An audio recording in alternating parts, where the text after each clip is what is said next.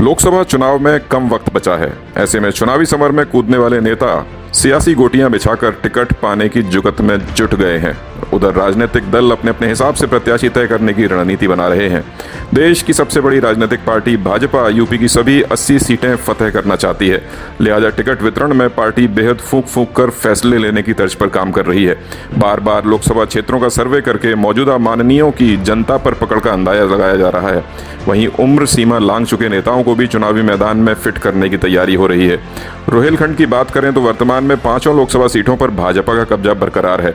हालांकि इस बार चर्चा है कि रोहिलखंड की 3 सीटों पर भाजपा अपने उम्मीदवार बदल सकती है। सियासी तौर पर चल रही अटकलों के बावजूद अभी तक यह क्लियर नहीं हो सका है कि रोहिलखंड में किन नेताओं को भाजपा दोबारा टिकट नहीं देना चाहती है। फिर राजनीतिक चर्चाओं के बीच टिकट बदलने की हवा गर्म नजर आ रही है। पीलीभीत के भाजपा सांसद वरुण गांधी और बदायूं की सांसद संघमित्रा मौर्य के नाम पर भाजपाई खेमे में संशय बना हुआ है। दरअसल कभी भाजपा की आंखों का तारा बने फायर ब्रांड नेता वरुण गांधी सरकार में हाशिए पर होने की वजह से बार बार अपनी ही सरकार पर जुबानी तंज कस रहे हैं। शुरुआती दौर में तो पार्टी हाईकमान ने वरुण की तीखी बयानबाजी को गंभीरता से नहीं लिया, लेकिन चुनावी दौर में भी वरुण गांधी का रवैया सरकार के प्रति वैसा ही होने के चलते अटकलें हैं कि इस बार भाजपा गांधी परिवार के वारिस का टिकट बदलने की तैयारी कर रही है।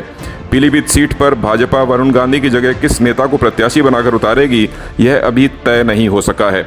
वरुण गांधी और मेनका गांधी पीलीभीत लोकसभा पर पिछले 4 दशकों से काबिज हैं। ऐसे में दोनों के राजनीतिक कद को देखते हुए भाजपा किसी मजबूत चेहरे की तलाश में है जो पीलीभीत में मेनका और वरुण का क्रेज कम कर सके। गौरतलब है कि 4 दशकों में हुए चुनाव में पीलीभीत की जनता ने मेनका और वरुण को लाखों वोटों के अंतर से जिताकर बार बार लोकसभा भेजा है।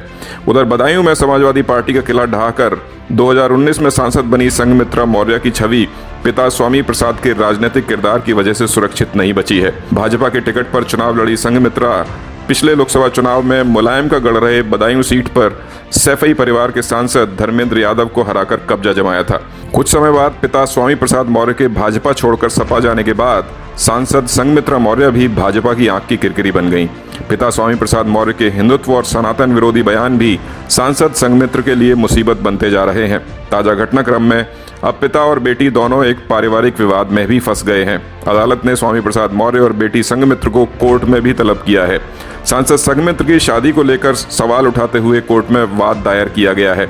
आरोप है कि सांसद ने लोकसभा चुनाव में भी शादी के संबंध में झूठा शपथ पत्र दाखिल किया था, जिसके बाद अब भाजपा संघमित्र मौर्य को भी टिकट देने से कतरा रही है।